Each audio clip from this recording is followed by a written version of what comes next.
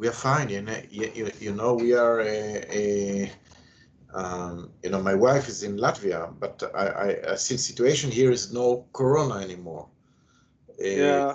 There's almost, less than 10 cases in the country per day. It's like your summer last year, because all population is vaccinated, and now the children from 12 to 16 are starting today to be vaccinated. Uh-huh. And it was extremely successful. So everything is open, no restrictions at all. Yeah. Uh, Except the coming to Israel. That's the only restriction. So, but it's amazing. Yeah. Amazing. Actually, I read in the news about this amazing result. What is the secret why Israel is so successful? It's not. I It's think. not. It's not secret at all. Israel got more vaccinations than other countries in the world, before other countries in the world, and most population don't make problems, and that's very simple. And Pfizer, and we have very good health system, very kind of socialist system, that like you have to belong to one of three chain of clinics. That's and there is a lot of data, and they can deal with hundreds of thousands per day cases. So it's went very within a few weeks. We are 9 million people. So about 6 million were vaccinated. The rest are children. So people, very few refuse to be vaccinated. And Pfizer that will be one country to make like a massive experiment. And we are a kind of island because we are surrounded by enemies. So there is no, all the movement to the country is with one airport. Yeah. So that's we had a small war in the meantime, but it's finished. Yeah, yeah. I heard about the news, of course, about what's happening politically and this small war. What's your lawyer's view on that war? I remember I was sitting actually at one IFA Congress next to a couple of Israeli lawyers, and they were explaining this conflict for almost the whole dinner. but I had a feeling that there's no way out. This is so complex and so long. So do you see a way out of it? Yes, I think what we have seen in Europe is much more than the conflict that we have with the Palestinians. So in that sense, I'm optimistic. I don't think there is brave leadership on the Israeli side and on the Palestinian side, but the solution, if it was a commercial problem, it was quite simple, because should be a solution of two states. They should give up the right to return to Israel, and there should be agreement on border, not complicated. Israel should deal with the settlements, and they should be demilitarized. No military. It's not all the parameters are there. There is the brave leaders that need it. I think that, and there is no such hatred between the Israeli and the Arabs as there were between the French and the German, between the French and the English, um, so I think, yeah, I'm more optimistic on that. Also, in our firm, there is like nice news, because one of our partners became it was elected yesterday as a president, the new president of Israel. Really? Yeah, Isaac Herzog. Wow! Yeah, and Congratulations! his father was also president. He is the 11th president. His father, the founder of our firm, Chaim Herzog, was the 6th president.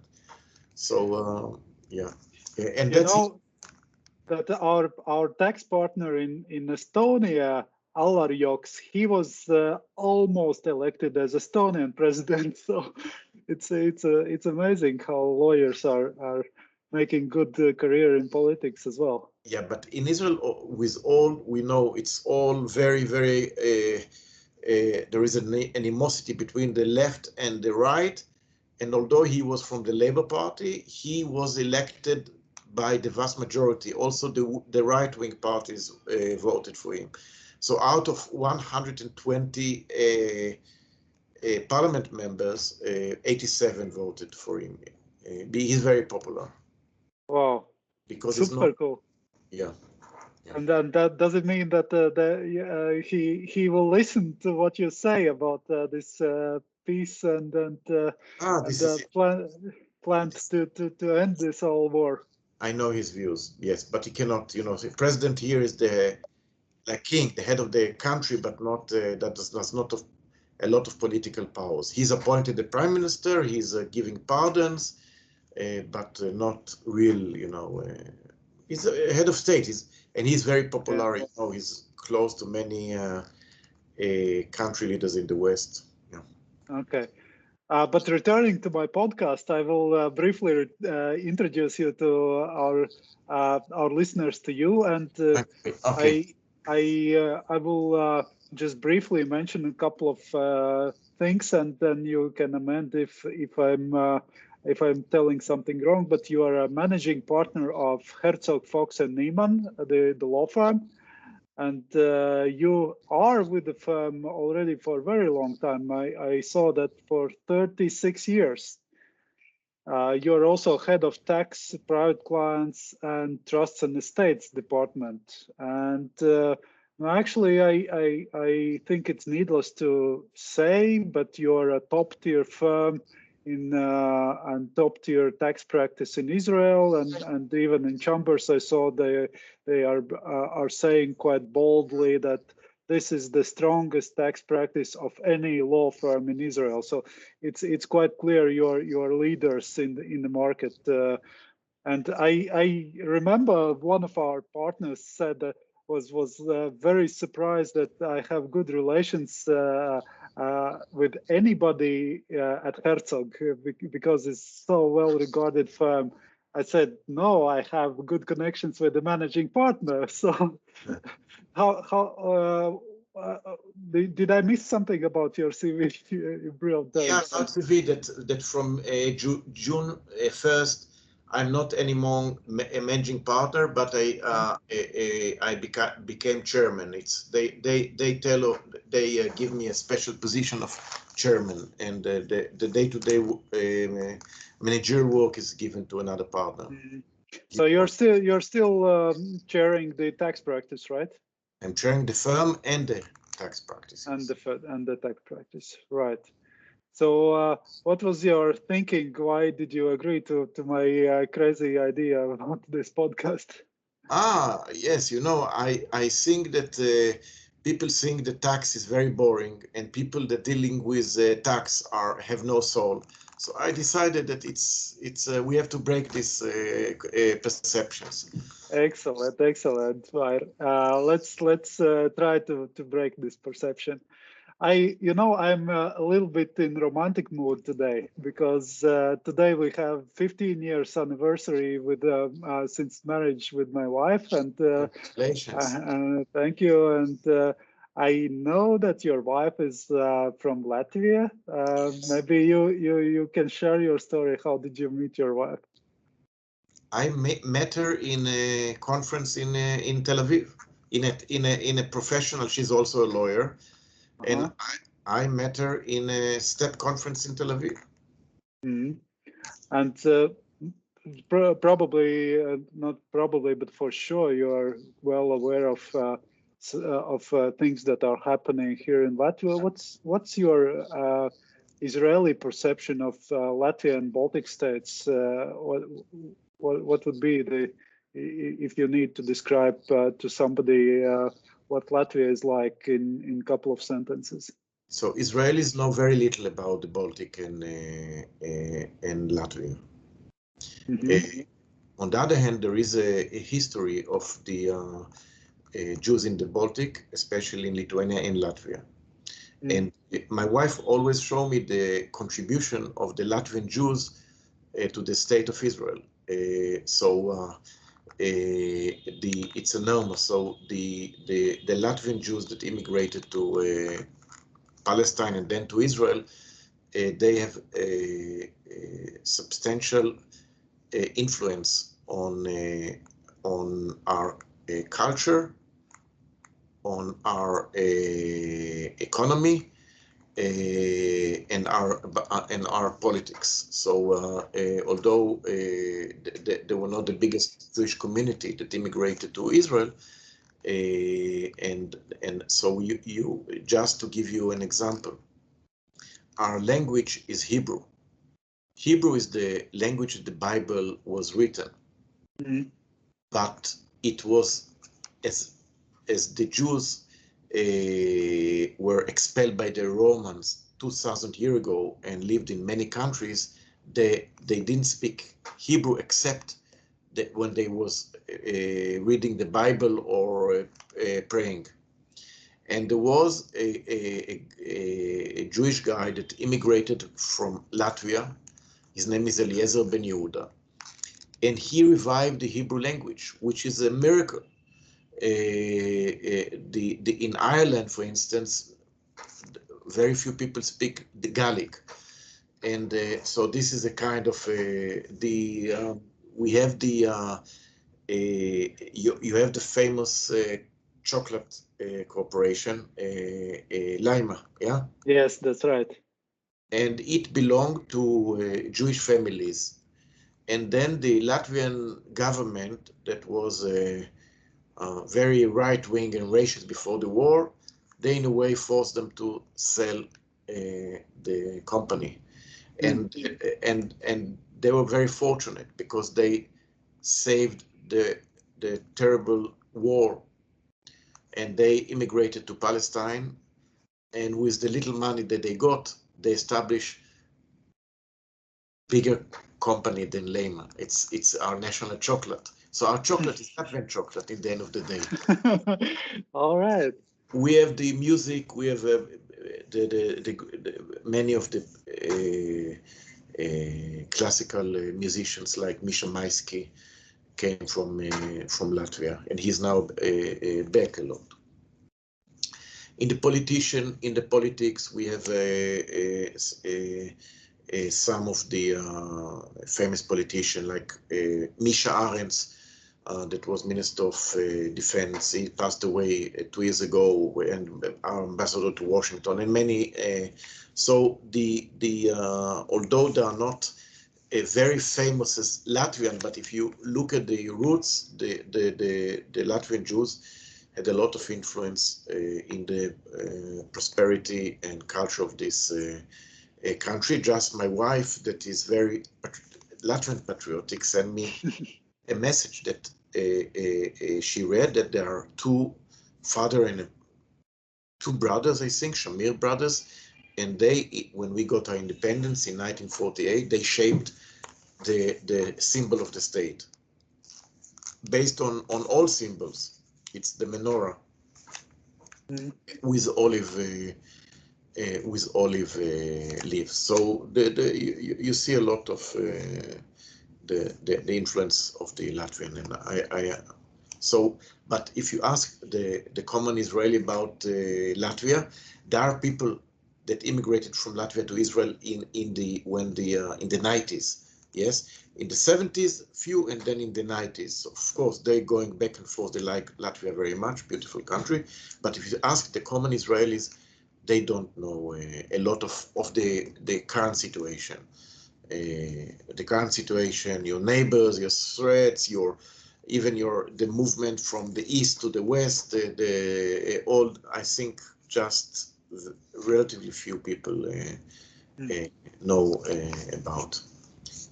Yeah, let's hope the traveling will resume, and then there will be again more possibilities to know each other. Yeah, Latvia as a country considered now, as most of the East European countries, is very friendly with Israel. So now with the last war events, Latvia's government supported the Israeli view, because Latvia's government tried to be close to the US, and also that influence, but also you see sympathy by the governments. Sure. Um, let's talk about you personally a little bit. How do you recharge your batteries? You are working, I guess, quite a lot, but do you have some hobbies or how do you recharge? My main hobbies is reading, and because I was on planes all the time, I decided like 15 years ago on planes not to work and even not to watch movies, but to read books.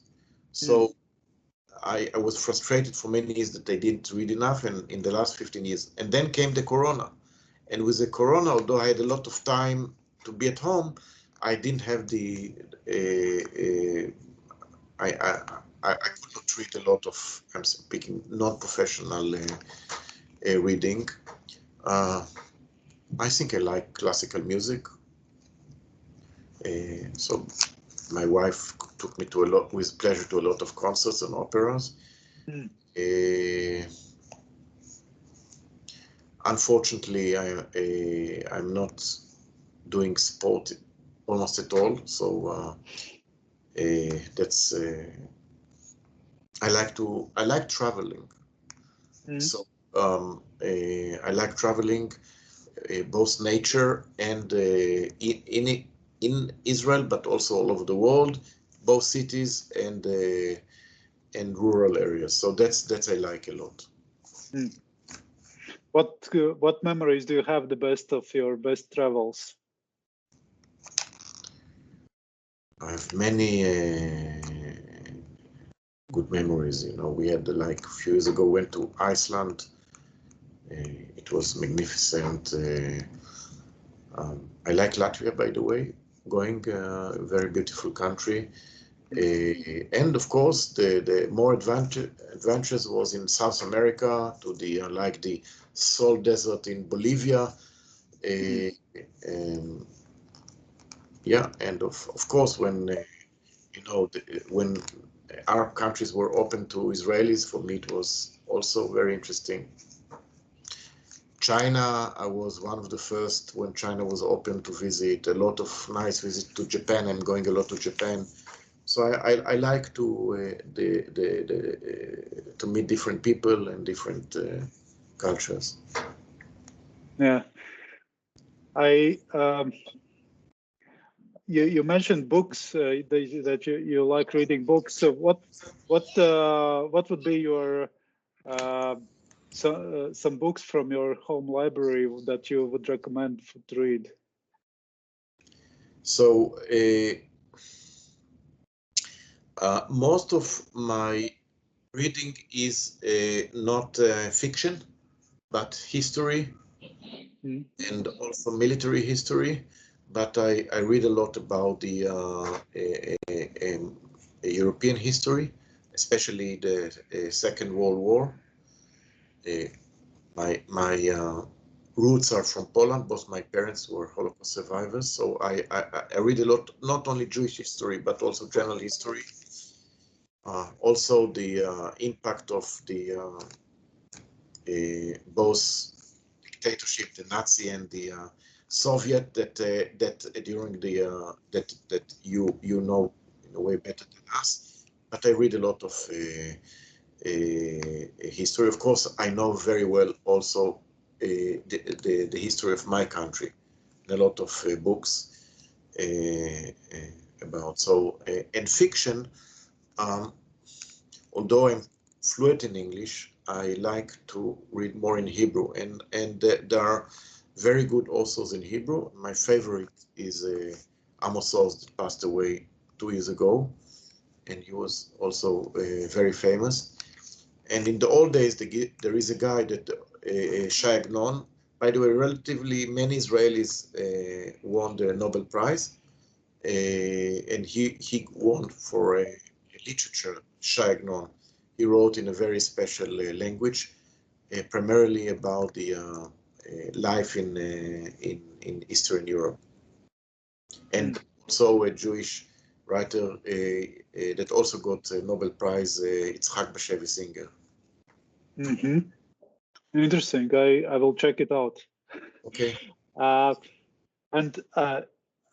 one of my best series on Netflix was Homeland, which was based on Israeli series, I understand. And this Yes. was actually suggested to me by one of our firm partners.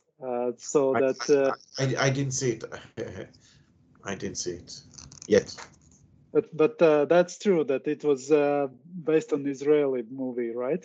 Yes. Yeah. Yes. Any other famous Israeli movie or piece of work, artwork that comes to your mind that you can suggest? So I told you there is Shagnon Bashevi Singer is very also it's easy to read. It was also Amos Oz. These are the most famous authors. In music, the Israeli Philharmonic Orchestra is one of the best in the world. Also because it was very open, you know, until 2 years ago, the conductor for more than 50 years of the orchestra was an Indian guy, Zubin Mehta. And many of the musicians are from ex-Soviet Union countries, including from Latvia. So it's very interesting. I think we're very good theaters, but they're in Hebrew. But they're now going more and more abroad. Our national theater, Bima, can you guess where it was established? Riga? In Moscow. Moscow. It was established in Moscow in 1920. And then after 10 years, when the persecution started there, they moved here. It's unbelievable. So there is a there was strong influence of Russian culture here. Right. So there was a joke that in order to be a theater player, you have to have a Russian accent or to adopt one. I guess you have also quite a lot of Russian clients or businesses also between Israel and Russia. I would describe it as ex-Soviet Union. So it's all. So what happened in the 90s, more than 1 million at the time out of 5 million came, and people thought that it will destroy economy. Because so many, imagine to the United States that 50 million people will immigrate in 2 years. And the opposite happened. Since then the Israeli economy is booming.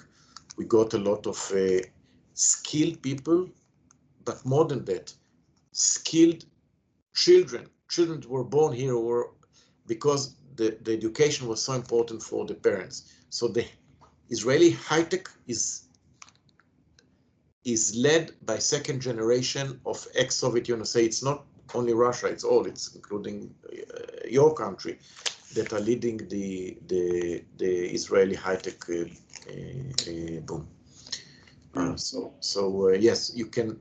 So in the beginning, you can hear the Russian when you went to supermarkets. You know, people that they took any job. Doctors were working in supermarkets and etc. But you see, now they are well off. The second generation as well. Yeah, and if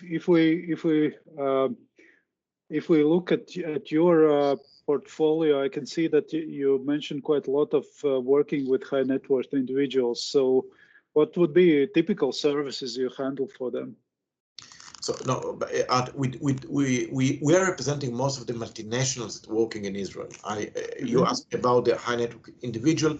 So the average profile of a high net worth individual is not local people, but international families. Most of them are Jewish families, although more and more we represent Arab families from the Gulf and some families from Eastern Europe.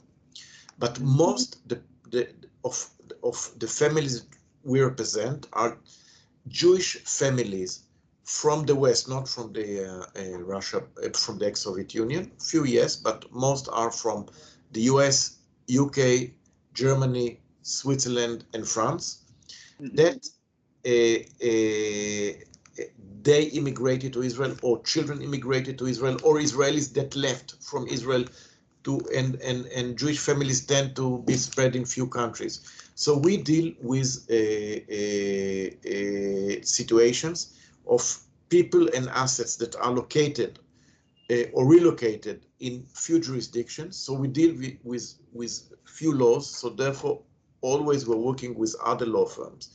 What we're trying is to give comprehensive solutions, namely that a client that is coming to us will get overall solution: tax and legal, family law, trust, wills, and doing power of attorney, and tax planning, succession planning, Israeli law, UK law. We give. Sometimes we get referral from a firm, and then we'll do what we are asked to do. But if a family is coming to us ab initio,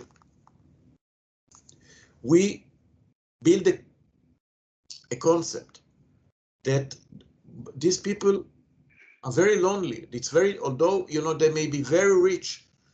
If they own a company, in the company there is CEO and CFO and COO. In family businesses, it's very different, and people tend to not to deal in depth with problems. And sometimes these families are in the world bigger than big companies. So we are very proud, not only about our success, but about our mission, the way that we shape the in our country the private client practice. And for me, after many years of dealing also with the corporate world, I enjoy working with people, with human beings, other than with just papers. We spoke about a lot about Israeli movies and literature.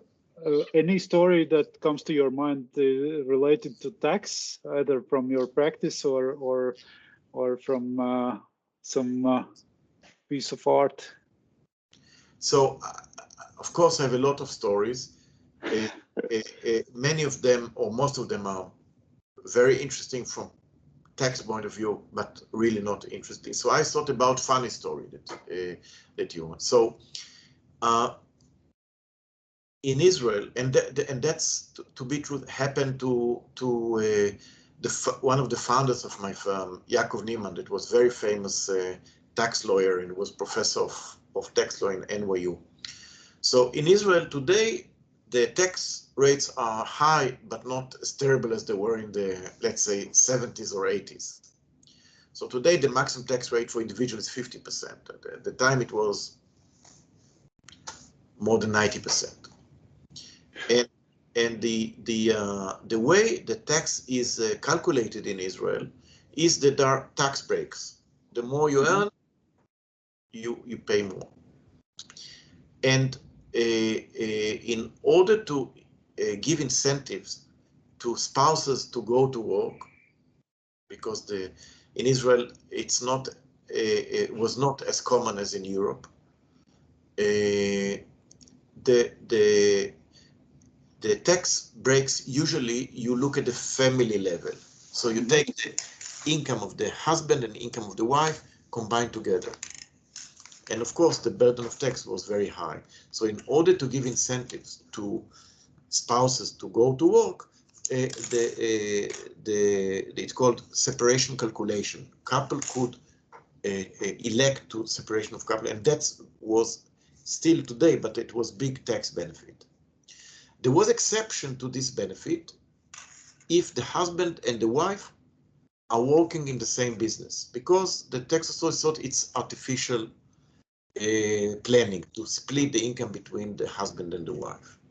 There were exceptions to the exception. Let's say both of them are doctors or both of them are lawyers, but but if people didn't have same profession, the separation of calculation didn't count. So the story that my partner said that a lawyer came to him, say, you know, we pay too much tax. And so what your wife is doing? My wife is working with me as secretary, but you know, because she's working with me, we calculate the as one unit. And then my partner said, you know, very interesting. I had a similar case. Another lawyer came to me and said he's paying too much tax. And when I asked him what his wife said, that his wife is secretary in his office, and therefore they don't separate the calculation. And then my partner said, you know, let's do as follows. Your wife will work with the other lawyer, and his wife will work with you. Try. And then there is a separate calculation. It was great advice. And then after a year, you know, he met one of them and saying, how it's going, my tax pending? Say, you know, it didn't work. Say, why didn't work? You know, I fell in love with my secretary. I divorced my wife and married the secretary. And the same happened to my friend. He fell in love with his secretary, divorced his wife and married my ex-wife. Wow. So that's a good one. And then my partner say, okay, it's not the end of the world. So what I suggest is that his wife, namely your ex-wife, will be your secretary. Switch back. And the other way around. And I don't know. We can. If I was a writer, I would say that would. Yeah, everybody can think of their own continuation of the story. Yes. So we have to learn lesson not to be so creative with our tax planning, because it can destroy families. Yes, there's something more important than tax. And I had similar, when I think I had similar case that we have a law that that you can avoid the two tiers of taxation in companies in a transparent company. But transparent companies should be only members of family. Okay, it should be family corporation. Not, we don't have like the US. They have the S corporation or the S corporation maybe, but the LLC that may be people from that are not family members. So there was a big exit in Israel, and I, as a joke, said to someone, you know, there was a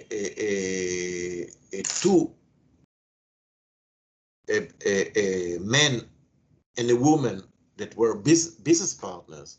They, due to bad tax planning, held the shares in a company through personal holding companies.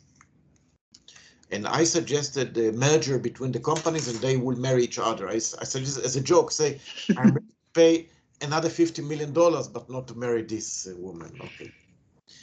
But yeah, always I'm saying to people, you know, there are limits to tax planning. On paper, they may work very nicely, but you have to be careful. Also in family planning, you have to be careful, not you know, the planning should reflect reality. Actually, I wanted to, as you started your story, I wanted to ask about these brackets of progressive income taxation.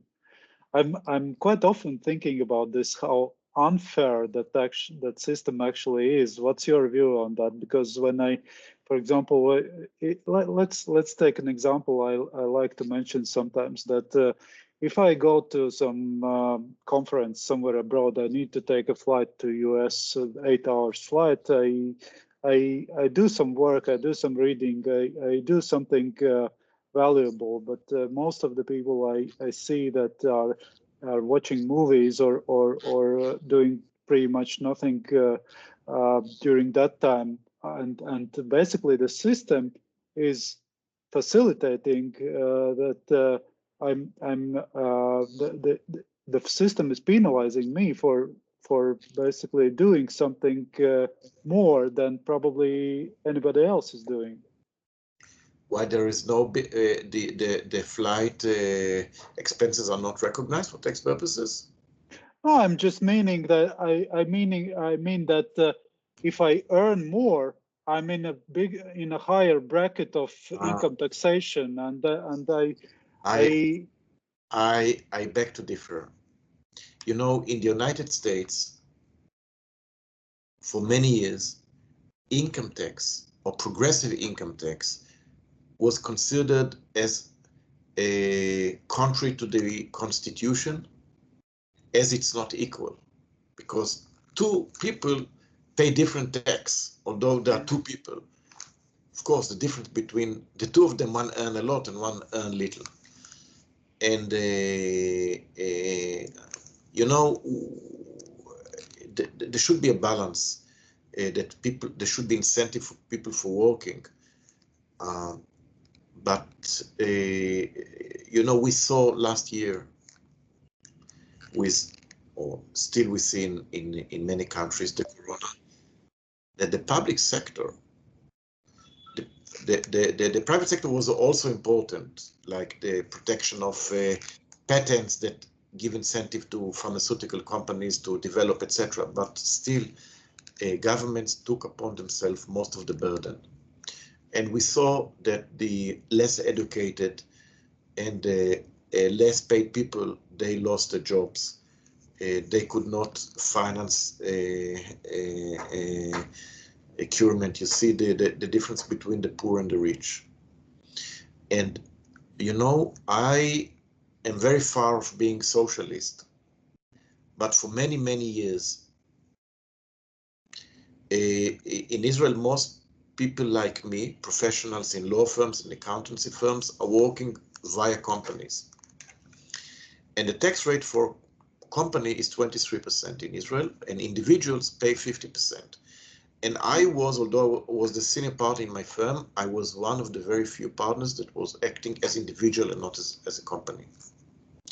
Because I could not tolerate that I would pay 23%,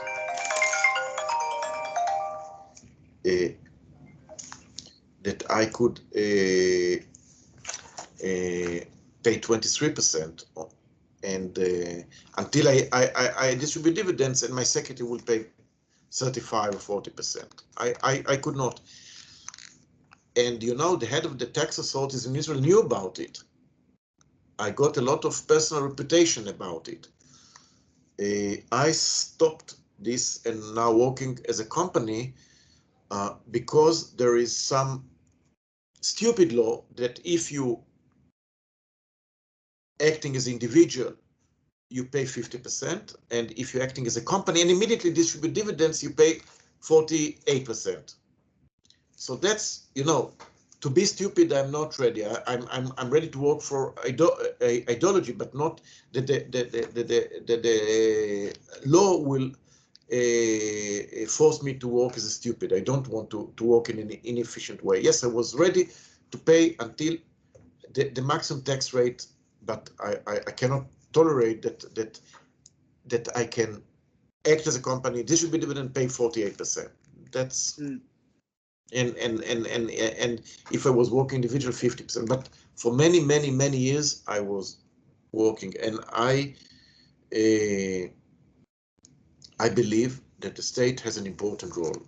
In our country, the biggest portion of the budget is going to defense, and without good if without good and army and a lot of weapons, we would not survive. So I understand why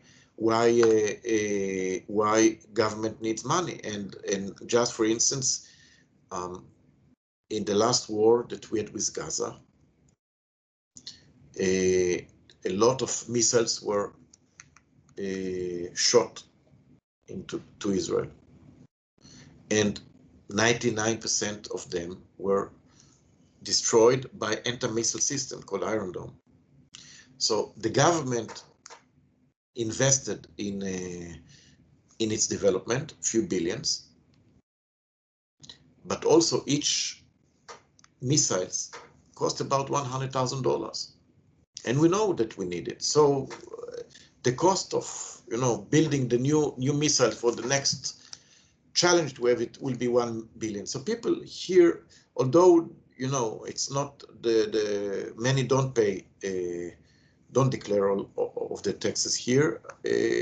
I live very peacefully that it's going to medical care, that we have all population in Israel is insured by law in a very good way.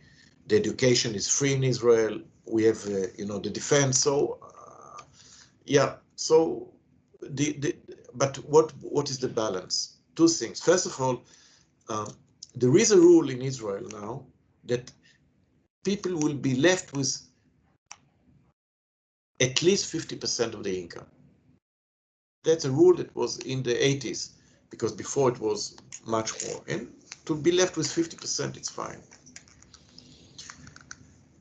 And the second thing is that it's not happening. There should be equality by enforcement of law, and there are many people that don't declare all of the taxes. Yeah, that's very, very deep thought. Very, very. Yeah, I never thought about this way. This solidarity with less protected and with the government, what they are doing. That's a very good thought. But if you are your clients also thinking like that? I think if they all are thinking like that, you would be without job. All of them will fire me. Yeah. No, always I'm telling clients, don't take too aggressive approach in tax, or people want to save, and not too aggressive. And also, if you are rich, enjoy your wealth and don't live in a place that you don't enjoy your life. That also I tell. Or I have a client of mine, very wealthy. There is no inheritance tax in Israel, which sometimes force people to leave country. Now he left to Portugal. Again, it's a nice country, but he's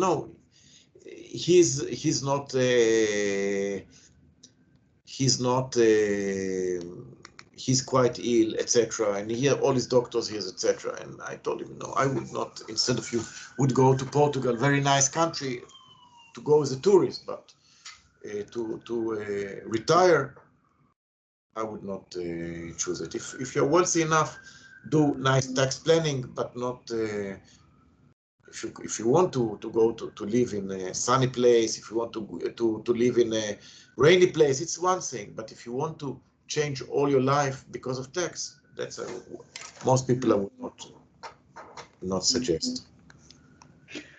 What area of taxation is in your heart? What do you like best? I would describe it like that. When I started my career as a lawyer, my firm was very small. Today we're 450 lawyers. I was joining like number 5 or 6 in my firm. And at the time I was generalist.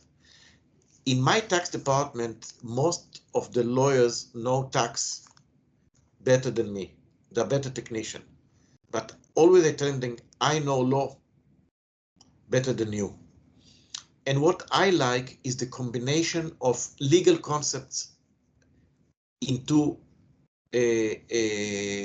tax plannings. So I'm using family law, corporate law, and a lot of areas of law, private international law, into my tax planning, which and most of my interesting, creative, and best tax planning were based on non-tax concept. I brought a legal solution into the tax planning. Interesting, very interesting. And I read about Yaakov Neeman. You mentioned him earlier, that he was a founding partner of your firm.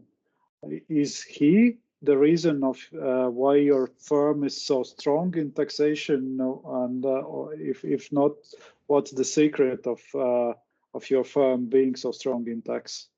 Yes, no doubt that he started the modern tax practice in law firms, tax departments, etc. He was one of the first Israelis to study abroad. He went in the 60s to NYU. He did his LLM and then PhD, and he was professor of tax law.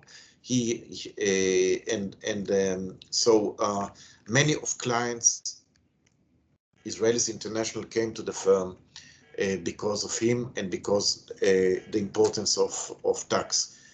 And later on, also the government appreciated his skills, and he became Minister of Finance in Israel, although he was not politician. It's very rare.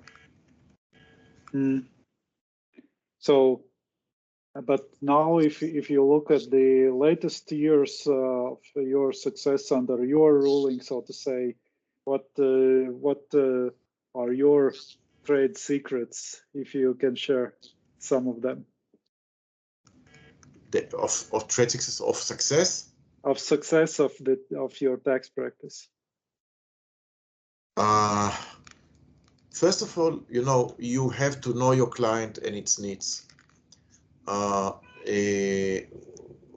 Understanding the needs, have a good relationship.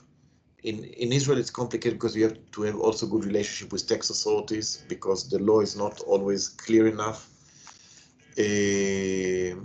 And working hard, and also working closely with other parts of the firm, with the transaction lawyers, with the litigation partners, etc. Right. I remember we met for the first time in a restaurant in Seoul, South Korea, and from that trip, one of my best memories was related to tax, actually. How a part of post-war Seoul was built. They said, here's one part of the river, go all businesses and go all people, go live there. There will be no taxation if you move to the other side of the river. Is there some similar story about Israel, how taxation has been used wisely to reach some positive change of behavior? Can I take one urgent call? One? Yes, so, sure, no problem. For 1 second, please. Okay, yeah.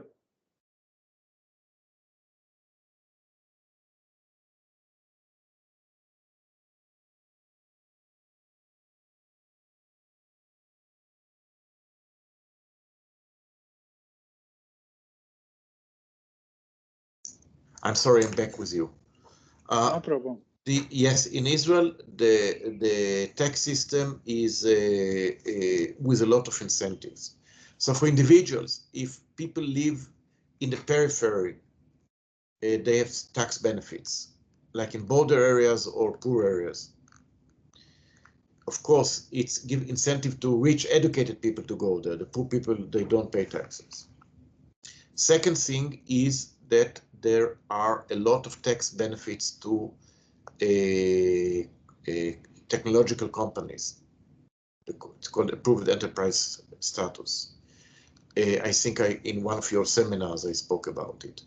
And if you have technological company in the periphery, there is another tax benefits. There are tax benefits given to foreign investors. So all the system is giving tax benefit. So, for instance, the legislation now that is suggested by the US of minimum corporate tax rate will kill a lot of these incentives. Like the big US multinationals that have presence in Israel, they can pay only 4% corporate tax. Mm. I think we live in very interesting times. I remember when I was studying, everything I told now has to be scrapped or at least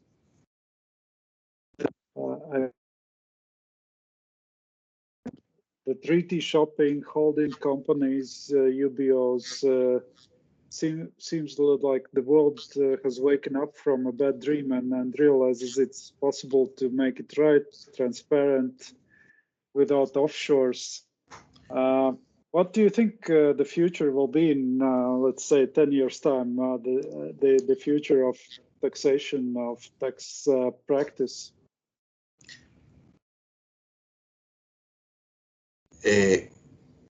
As long as dogs and cats will not disappear in our world, and dogs will go after cats, and cats will go after mice, the same desire of people to pay less tax, not because they're criminals, because they believe that the property is taken in an unjustified way by the governments, or just because they're greedy, but most people are normative. I think that in the lives of tax planners and taxpayer perhaps in a way are more difficult, but as long as I told you there is dogs and cats, there will be we all will try to find the ways in a legitimate way to reduce the tax burden of our clients. Mm. And the areas that I'm focusing in tax plannings are exactly the same areas as now governments want to block the loopholes.